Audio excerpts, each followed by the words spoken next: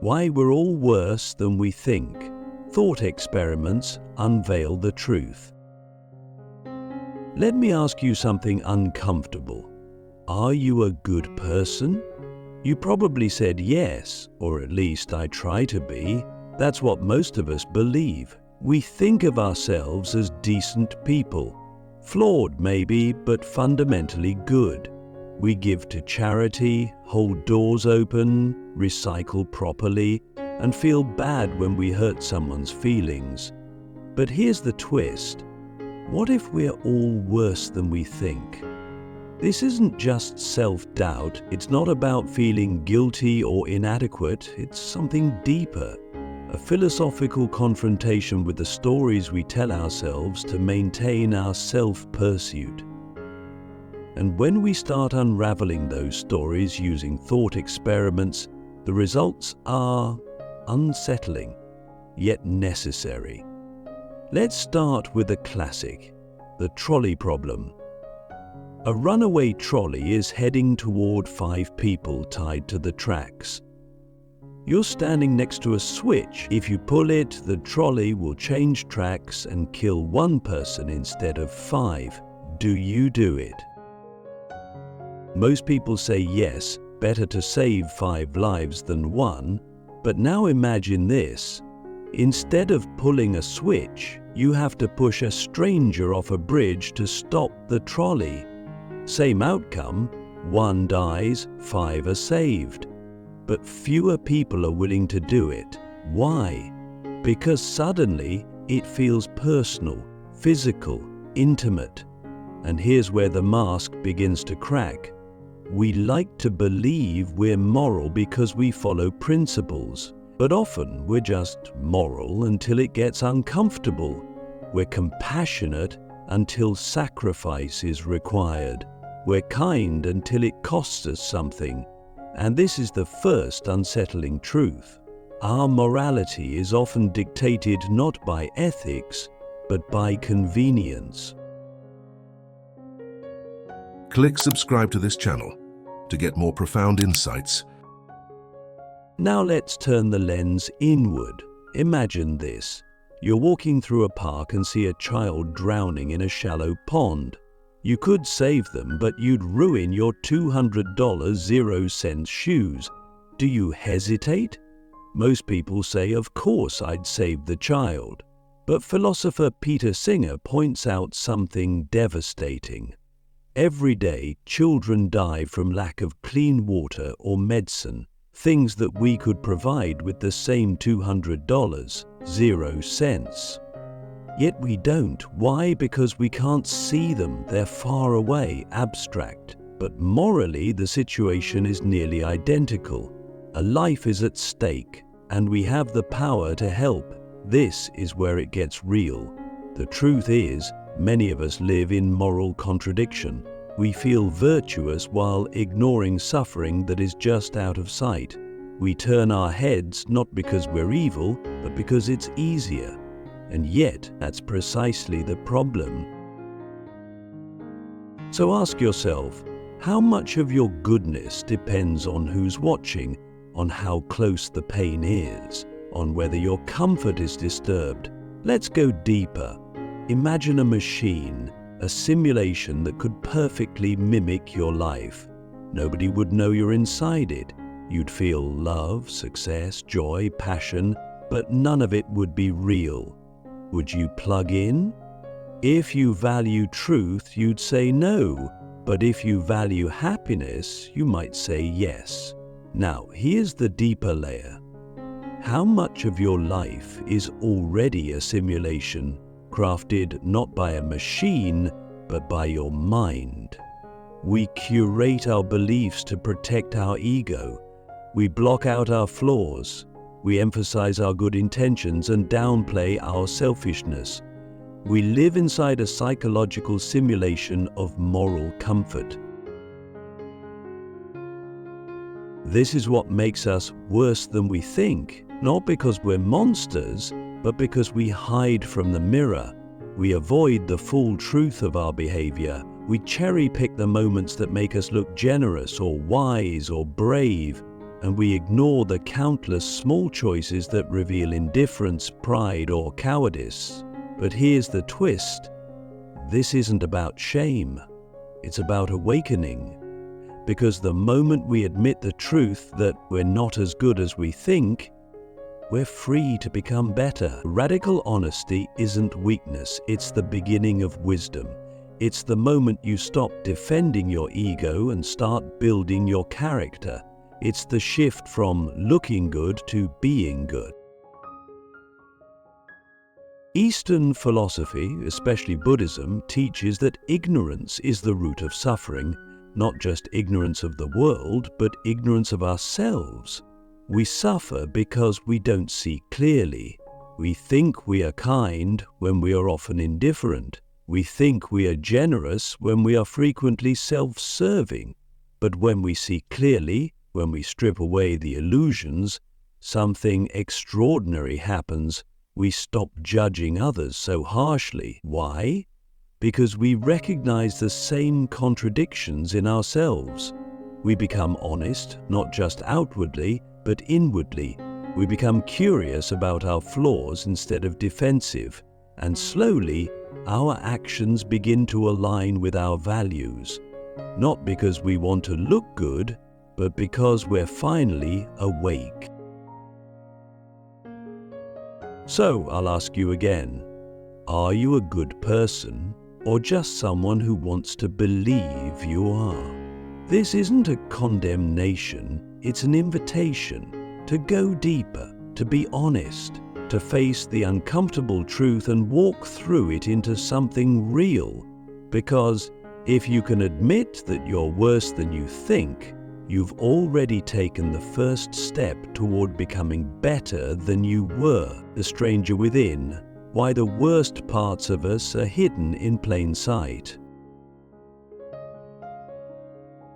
There's something haunting about the idea that the darkest part of who we are isn't buried deep. It's right there in the open, but we don't see it. Not because it's well hidden, but because we've trained ourselves to look away. We walk around acting as if we know ourselves, as if our intentions are pure, our motives clean, and our actions justifiable. But what if the parts of us we judge in others, the arrogance, the manipulation, the resentment, the selfishness, aren't foreign elements? What if they're reflections? What if the thing we hate out there is actually in here? Carl Jung famously referred to this as the shadow self, the part of us we deny, suppress, or project onto others. It's the you that you refuse to acknowledge, the version of yourself you've exiled from your conscious identity. You think you're honest, but you lie to avoid discomfort. You think you're humble, but you secretly want to be admired. You think you're kind, but you're only patient when it doesn't inconvenience you. And here's the wild part, you don't even notice, because the mind is a master of disguise. We fool ourselves better than anyone else ever could. We build an image of ourselves and then defend it, sometimes violently. That's why criticism feels like an attack. It's not just about the words, it's about the threat to our carefully constructed identity. We don't want to admit that we could be wrong or selfish or inconsiderate. So we blame others, we rationalize, we distract, we run, but the shadow follows. Let me offer you a brutal thought experiment. Imagine a transcript of every private thought you've had in the last 30 days. Not just the ones you're proud of, but the petty ones, the jealous ones, the judgmental ones. Now, imagine someone reading that transcript publicly, out loud.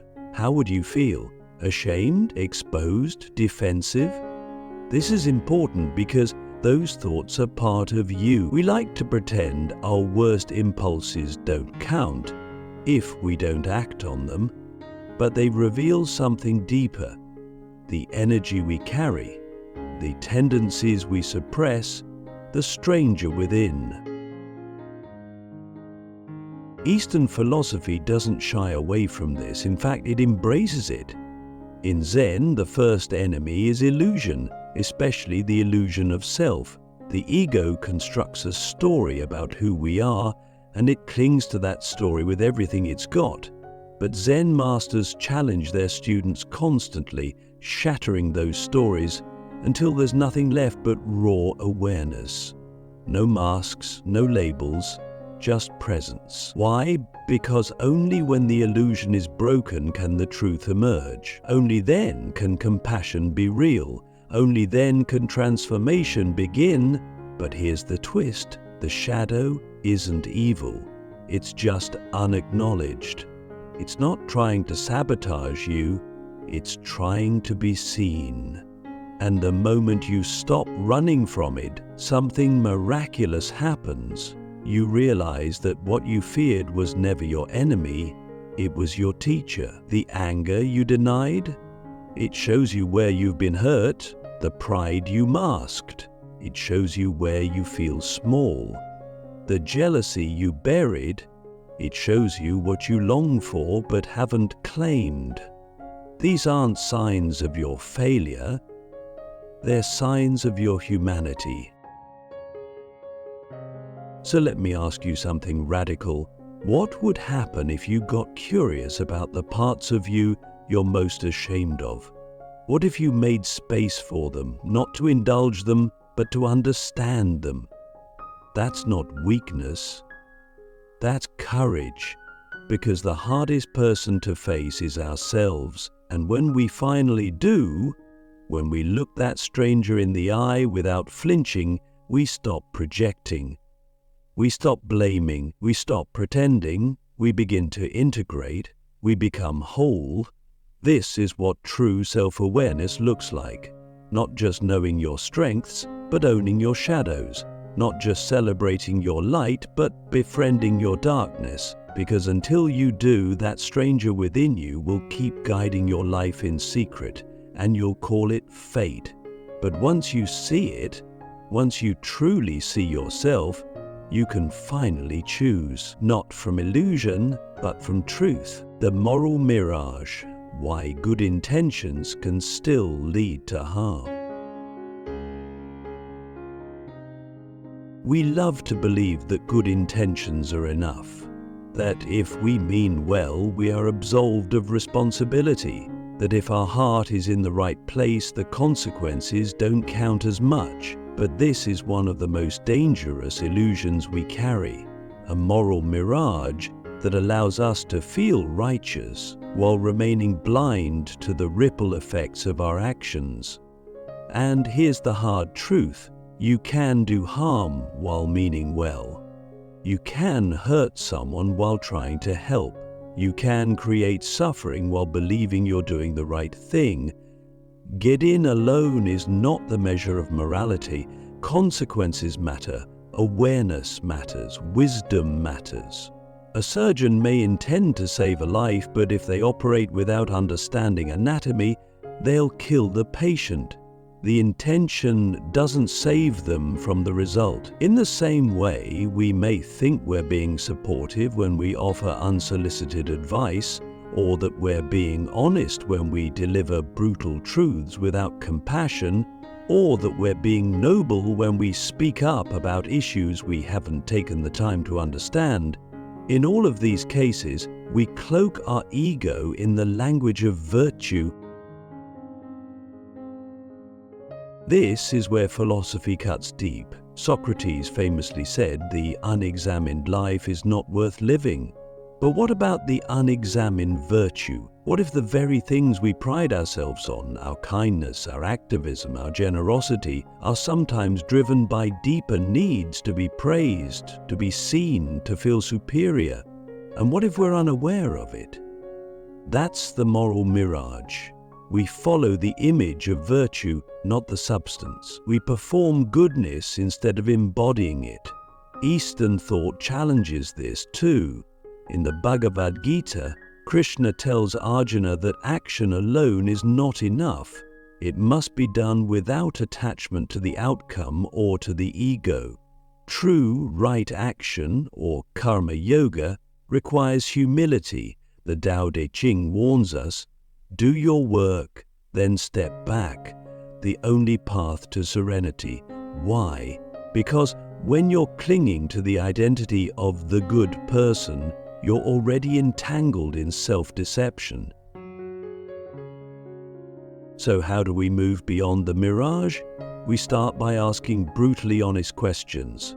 Who benefits from what I'm doing? Am I helping or just trying to feel helpful?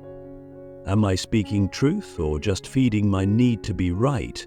And most painfully, what unintended harm might I be causing by acting without full understanding?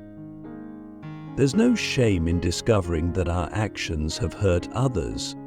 The shame is in refusing to see it, and when we finally do, when we stop hiding behind our intentions and start owning the impact, we unlock the door to real growth, to real empathy, to real morality, because goodness isn't a feeling, it's a practice, and it begins where comfort ends. The final mirror, how self-honesty sets us free. There comes a moment in every real journey, whether it's philosophical, spiritual, or deeply personal, when you can no longer run. The distractions lose their power, the justifications wear thin, the stories you've told yourself for years begin to crack, and you're left alone with the truth. Not the grand cosmic truth, but something even more intimate. The truth of who you are when no one is watching. This is the final mirror, and it doesn't flatter you, it doesn't lie, it simply reflects self-honesty as the most terrifying form of bravery, not because it reveals how bad we are, but because it reveals how much we've avoided becoming better. We realize how often we've traded growth for comfort, how many times we've said, I'm doing my best, when we knew we weren't. How many apologies we never gave because pride got in the way. How many people we hurt because we couldn't bear to feel small. And yet, in that same moment of exposure, something sacred begins to emerge, the possibility of real freedom. Because when you stop pretending, you stop performing. You no longer have to keep up the exhausting act of being certain, moral, impressive, or even good. You can finally start being real. And being real means you can change. You can grow, not from guilt, but from clarity. You can say, I didn't know better then, but I do now. You can begin to love others without needing to be seen as loving. You can begin to serve without needing to be thanked. You can begin to live without constantly protecting your ego. This is what the ancient Stoics meant when they said, know thyself. It wasn't a call to self-obsession, it was a call to self-responsibility. Because until you know yourself, you can't govern yourself. You'll be ruled by your impulses, your wounds, your pride, your fears. You'll mistake your reactions for principles. You'll confuse defense mechanisms for wisdom. And the worst part, you'll think you're free when you're still in chains. But when you face yourself fully, honestly, something shifts. You stop fearing what others think because you already know the truth. You stop needing to prove yourself because your worth is no longer tied to performance. You stop blaming the world because you've taken responsibility for your role in it. This is what liberation feels like. Not the absence of flaws, but the absence of lies. So the next time you look in the mirror, don't just check your reflection. Ask yourself, what am I still hiding from? What truth have I refused to face? What version of myself am I protecting? And what could I become if I let it go? These aren't easy questions, but they are the beginning of everything.